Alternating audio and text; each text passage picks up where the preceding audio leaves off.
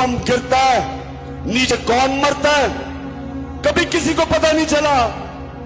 एक जगह इन्होंने ड्रोन अटैक किया पजोड़ में, 64 बच्चे मदरसे में मर गए, 64 बच्चे। एक जगह वजीरिस्तान में ड्रोन अटैक होता है, 7 लोग मर जाते हैं। जो जख्मी होते हैं उनकी चीखों की आवाजें, लोग आते हैं उनको बचाने के लिए। दूसरा ड्रोन अटैक होता है, 7 और लोग मर जाते हैं। सुबह तक लोग डरते हैं जाते हुए करीब, जो जख्मी हैं उनकी आवाजें आ रही होती हैं। सुबह को लोग बचाने जाते हैं, फिर ड्रोन अटैक होता है, 7 और मर जाते हैं। 21 लोग मरते हैं। शादियों पे ड्रोन अटैक, जनाजों पे ड्रोन अटैक।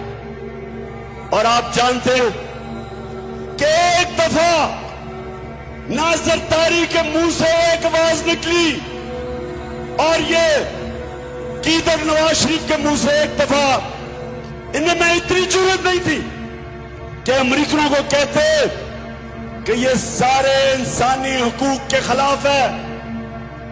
दुनिया का कोई कानून इजाजत नहीं देता कि आप फैसला करें मुजरिम कौन है, आप ही उसको कत्ल कर दें। जज, जूरी, एक्सिक्यूशनर, दुनिया का कोई कानून इजाजत नहीं देता। लेकिन इस मुल्क पे जिनके लिए हम जंग लड़ रहे थे, 400 ड्रोन अटैक हुए। एक दफा इन दोनों ने जुर्रत नहीं की अमेरिका को कहने के लिए कि क्या आप अपने मुल्क में दहशतगर्द के ऊपर ड्रोन अटैक करेंगे। जुर्रत थी इनमें क्या?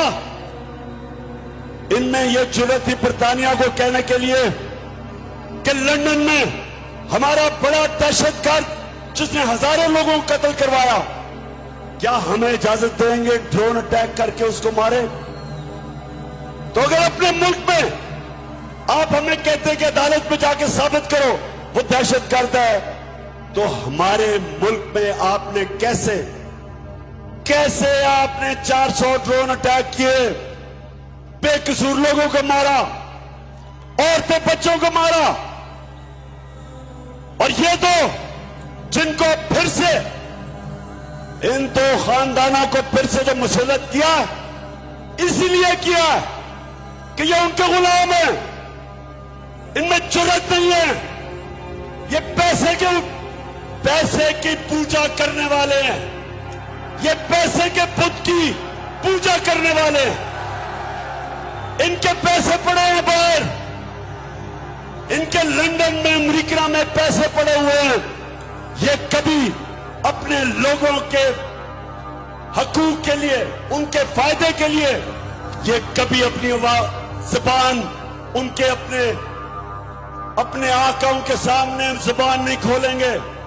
इसलिए इनको लेके आए, इसलिए इनको पाकिस्तान पर मुसल्लत किया, क्योंकि इनको पता था कि इमरान खान ना इनको पेश देगा, ना यहां से उनकी किसी जंग में शिरकत करेगा, ना वो अपने मुल्क के मफादात को उनके लिए कुर्बान करेगा, अपने लोगों के फैसले करेगा। क्योंकि इमरान खान का जीना मरना पाकिस्तान में है। इसलिए नौजवानों, ये साजिश की गई। भुट्टो और शरीफों के खानदान 30 साल से इस मुल्क के ऊपर हुक्मरानी कर रहे हैं। इनकी वजह से आज शहबाज शरीफ कहते हैं जी हम तो बेकारी हैं, इसलिए गुलाम हैं। हमारा जो नजरियाती लीडर इलामा इकबाल थे, उन्होंने तभी कह दिया था हमने इकबाल का शाहीन बनना है, हमने वो लोग बनने हैं जिन्होंने दुनिया की इमामत करनी है। अल्लाह ने इंसान के हाथ में ये चीज छोड़ दी है कि वो या परवाज कर सकता है और वो या जमीन के ऊपर रेंग सकता है। अल्लाह ने कुरान में कहा है कि इंसान जब ऊपर जाता है तो फरिश्तों से ऊपर चला जाता है, और जब वो नीचे गिरता है तो जानवरों से नीचे चला जाता है। ये जो ऊपर बैठे हुए हैं ये जानवरों से नीचे चले गए हैं। एक जानवर भी उतना खाता है जितना उसकी भूख होती है, इनका तो पेट ही नहीं भरता। मेरे पाकिस्तानियों, हमने इनका मुकाबला करना है, अपने मुल्क को बचाना इन चोरों से, अमेरिकनों के गुलामों से। और आपने सबने मेरे साथ निकलना है।